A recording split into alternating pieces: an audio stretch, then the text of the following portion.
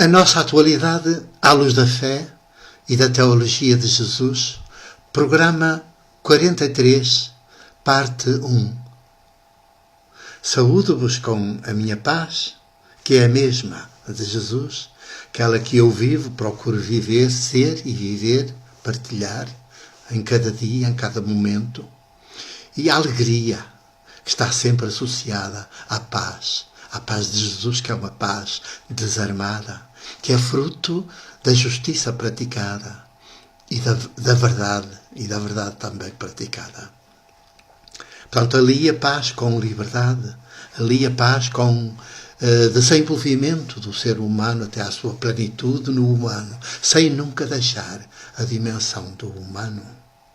E venho, nesta primeira parte, com um olhar mais direcionado para o nosso tipo de mundo desta nossa atualidade. E então, a pergunta que nos vai servir de porta, de janela melhor para vermos o mundo e o vermos de forma, não do lado dos poderosos, mas do lado das vítimas, que é sempre o lado onde a fé de Jesus se situa e a teologia de Jesus se situa. É verdade, é verdade. Esta é a grande diferença substantiva entre a fé de Jesus, a teologia de Jesus e as fés religiosas, sejam das igrejas cristãs, sejam das outras religiões. Só a fé de Jesus e a teologia de Jesus é que se desenvolve, brota a partir do mundo, do universo das vítimas e não da banda do lado dos poderes, dos sistemas de poder. E então, a grande pergunta que nos serve de janela para olhar este tipo de mundo que é este nosso em que vivemos, é esta pergunta: que saída para um tipo de mundo como o nosso, que em lugar de produzir riqueza para todos, produz ricos cada vez mais ricos e pobres cada vez mais pobres? Que fazer e que saída? Sobretudo, que saída?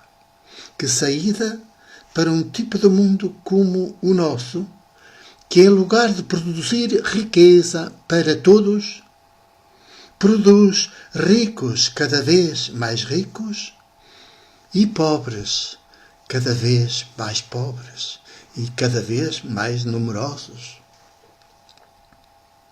Esta é a grande pergunta que nasce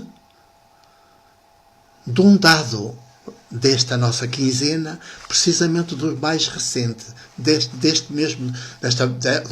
ontem, assim, muito recente, que é um dado a propósito de 2017, do ano que terminou, ainda não há um mês, portanto que ainda estamos em janeiro, e é um dado que diz que 82% da riqueza produzida no mundo em 2017, 82% da riqueza produzida em 2017 caiu nas mãos dos 1% mais ricos. Caiu nas mãos de apenas 1% dos mais ricos. E essa riqueza produzida em 2017 e que cai nas mãos de apenas 1% dos mais ricos do mundo, daria ou dá para acabar 7 vezes com a fome no mundo. 7 vezes com a fome no mundo, para acabar com ela. E, no entanto, a fome desenvolve-se. A fome no mundo cresce. cresce o número das vítimas da fome, cresce o número das consequências das populações com consequências, com doenças, com carências, que são consequências da falta de alimentação condigna e de uma qualidade de vida mínima, em condições mínimas, para se poder desenvolver sem grandes atritos, sem grandes desvios e dificuldades. Pois, num tipo de mundo assim, cuja riqueza produzida num ano acaba por ficar acumulada, concentrada nas mãos de apenas 1% dos mais ricos. Apenas 1% dos mais ricos. Quer dizer, os mais ricos é que acumulam tudo. Cada vez estão mais ricos. Cada vez são menos ricos, mas esses menos estão cada vez mais ricos. 1% dos mais ricos. Os 99% de toda a população não beneficia com a riqueza produzida em 2017. Ora, que saída para um tipo de mundo como este nosso, que, em lugar de produzir riqueza para todos, segundo as necessidades de cada qual, produz ricos cada vez mais ricos e pobres cada vez mais pobres. Que saída! À luz da fé e da teologia de Jesus, há saída. Essa é sempre a boa notícia. Que a nossa atualidade, desta geração que está a viver sobre a Terra, sobre o planeta, a nossa atualidade é sempre, à luz da fé e da teologia de Jesus, tem sempre uma saída que é boa notícia. À luz da fé e da teologia, há sempre uma saída que é boa notícia. Só que ela não é dada a conhecer, não é anunciada. Os grandes média estão-se nas tintas para alternativas a este tipo de mundo, alternativas políticas a este tipo de mundo. Os grandes média. As grandes instituições, também as instituições do saber, como as academias, como as universidades, como as escolas todas, desde o infantil até ao máximo, até à cúpula das universidades, até aos grandes doutoramentos, às grandes especialidades, está tudo orientado para que a riqueza produzida cada vez caia mais na mão de cada vez menos pessoas que ficam cada vez mais ricas. Não está a ser conduzida para satisfazer as necessidades das populações e, por isso, não está a ser distribuída pelas populações segundo as suas reais necessidades. E então, para Jesus, segundo a sua fé, a fé de Jesus e a teologia, ou o Deus de Jesus, é um Deus que se preocupa com a vida e que quer que todos tenham vida e a tenham em abundância. Todos tenham vida e a tenham em abundância.